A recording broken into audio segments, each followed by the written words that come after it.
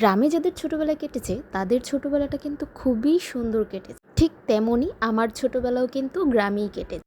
আমার ছোটবেলা থেকেই খুব একটা শখ ছিল যে মাছ ধরার। আমার মাছ ধরতে খুবই ভাল লাগে, সেটা যে কোনোভাবেই। আমরা কিন্তু ছোটবেলাতে বড়শি দিয়েও মাছ ধরেছি। শুধু ছোটবেলায় না, আমি এখনও মাছ ধরতে খুব ভালোবাসি। আমার খুবই ভাল লাগে মাছ ধরতে। আমি ছোটোবেলায় কিন্তু আমাদের পুকুরগুলোতে খুব মাছ ধরতাম, আর মাছ ধরে ধরে আম্মাকে এনে দিতাম যে আম্মা এটা এখনই ভাজি করে দাও, এখনই খাবো। ওইটার যে মজাটা কি ছিল, ওইটা আসলে যারা না ধরে তারা বুঝতে পারবে। তো আজকে আমাদের পুকুরে মাছ ধরা হচ্ছে, এটা হচ্ছে জাল দিয়ে মাছ ধর। এই জালটাকে কোন কোন এলাকায় কি কি নামে ডাকে কমেন্ট করে অবশ্যই জানাবেন। কারণ এক এক ধরনের জিনিসের নাম এক এক এলাকায় এক এক রকম হয়ে থাকে। আর আমরা যখন ছোটোবেলায় মাছ ধরতাম তখন অনেকজন মিলে মাছ ধরতাম, আমাদের অনেক কাজিন ছিল, কাজিনরা মিলে, আরও আশেপাশের যারা ছোটো ছোটো বাচ্চারা আমরা সমান সমান ছিলাম, সবাই মিলে মাছ ধরতাম।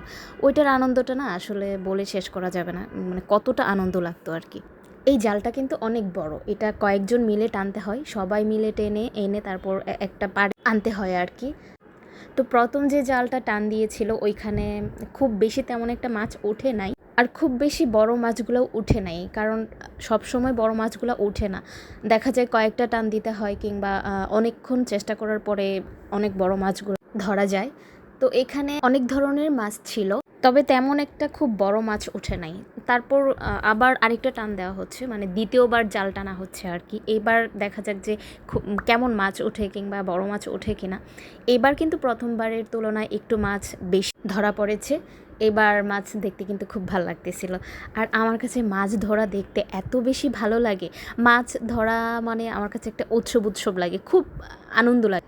টোটাল হচ্ছে 3বার জালটা টানা হয়েছিল।